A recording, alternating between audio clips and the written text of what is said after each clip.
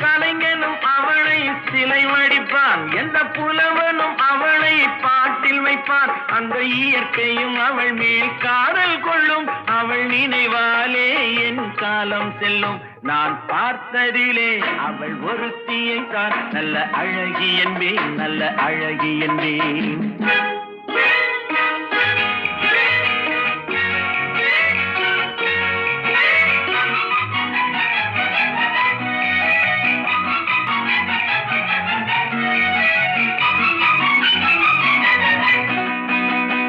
இடையோ இல்லை இருந்தால் முல்லை கொடி போல் மெல்ல வளையும், சின்ன குடை போல் விரியும் இமையும் விழியும் பார்த்தால் ஆசை விளையும்.